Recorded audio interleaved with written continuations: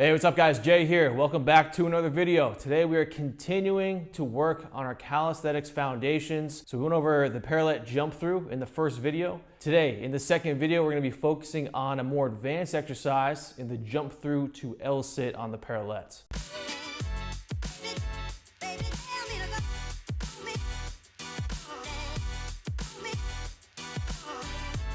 If you have not watched that first video on the jump through, you need to go back and watch that video before attempting the jump through to L-sit. I go over all the foundational key technique points and principles that you have to have mastered before attempting a more advanced movement in the jump through to L-sit. First things first, let's talk about the L-sit. If you've never done an L-sit before, these are the progressions I want you to use to build the necessary strength to be able to hold the L-sit. Each progression, you should be able to hold for 20 to 30 seconds before moving on to the next progression. So progression number one is going to be the tuck hold. So just a static isometric hold. Arms going to be locked out, external rotation of the shoulder, so pits of the elbows turned forward. We're not going to be shrugged on the bars like this. Pressing down into those bars, so really elevating the shoulders, pulling the chest up nice and tall. So good posture, arms locked out, knees are going to be right at 90 or slightly above, feet are going to be together, squeezing the core, keeping that good posture, keeping the hips under the shoulders. Next progression, we have the tuck hold single leg kick out. So same thing, 20 to 30 seconds before moving on to the next progression.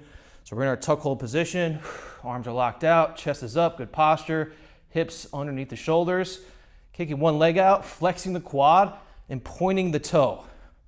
Make sure you're showing control on each kick. You're not just going like this, nice and controlled, keeping those arms locked out, holding for 20 to 30 seconds, and then we'll move on to the next progression. Next up, tuck hold kick outs. So we're kicking out both legs at the same exact time. So we're in that tuck hold position. From here, we kick out, feet are together, toes are pointed. We hold for a second, we flex the quads, moving with control, 20 to 30 seconds, then we move on to the next progression. Next up, we have single leg L-sit holds. So we can do either 20 seconds on the clock or 30 seconds on the clock. We'll start off by holding one leg out, point the toe, flex the quad. Could be holding for 10 seconds or 15 seconds, and then switch, hitting that other side.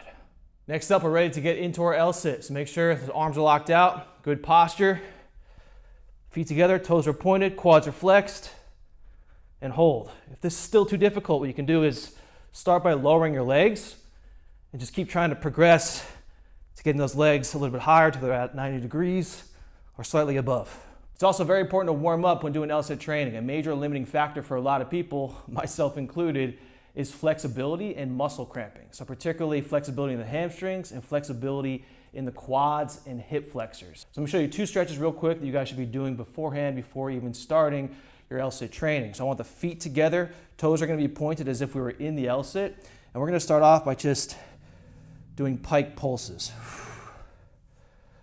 This is going to open up the lower back, it's going to open up the hamstrings, and just slowly try to reach further and further each time, keeping the legs locked out, keeping the quads flexed, and keeping the toes pointed. So anywhere from 10 to 15 pulses, and then we can hold a pike hold stretch at the end for anywhere from 30 to 60 seconds.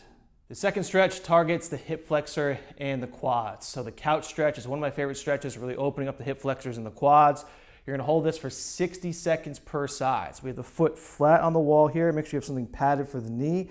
Get that knee all the way up against the wall.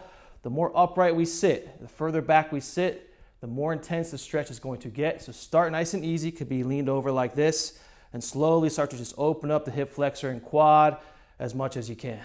So you guys have already mastered the jump through, so we're not going to go over any of those technique principles. You guys have already mastered that movement, so we're ready to get into our first progression with the jump through to L-sit. So the first thing that we're going to do is we're going to jump through to a tuck hold position, drop the feet down to the ground, and then just walk it back to the high plank, just to start to get comfortable with the amount that we need to jump through to really lock in that static tuck hold position. So we start off high plank, we're here. We jump through, tuck hold for 2 seconds, back to the high plank. So we're just getting comfortable with how much we have to jump through, because it can be very easy to jump too much and be out of control, right? So we need to really get comfortable here, using the upper body to slow our body down and using our core strength like so. Next up, we're gonna jump through to the tuck hold position, and then we're gonna pull ourselves back. So we're not gonna put our feet down on the ground. Remember how important the upper body is and how important it is to lift up the hips with the core to extend those feet back out to the high plank position. So it's super important. So watch the upper body, watch my hips. So we're here, we jump through, we hold for a second or two, arms locked out, lift the hips, then extend the legs out. Jump through, hold, pull it back. Next up, we're gonna jump out to the L-sit. We're then gonna drop the feet down to the ground, walk it back to the high plank. So here, just like the jump through to the tuck hold, we're getting comfortable with the amount that we need to jump through so that we're nice and controlled out to the L-sit position. So we're getting very comfortable with that first portion before moving on to the full movement. So high plank position, arms are locked out. We jump through, lower down, walk it back. All right, guys, now we're ready to get into the full movement. So we're jumping out with control to that L-sit, holding for a second or two, pulling the knees into our chest, lifting those hips up as high as you can, extending out to that high plank position. So here we go. Nice and controlled. Hold for a second or two, knees into the chest, lift the hips, back to the high plank. Now I want to do a super slow-mo rep so you guys can see section by section how to do this movement properly so you guys can master this exercise. So jump through with control, L-sit, hold for a second or two, knees into the chest, lift the hips with straight arms, back out to the high plank.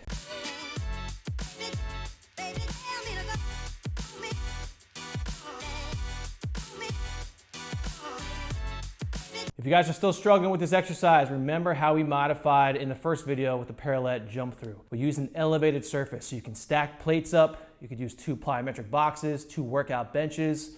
Just remember, the higher the surface is that we're using, the easier the exercise is going to be. The lower to the ground the surface is, the more challenging the exercise is going to be. So use a height that's going to allow you to perform each progression or the full movement with really good technique before advancing or progressing further to a lower platform.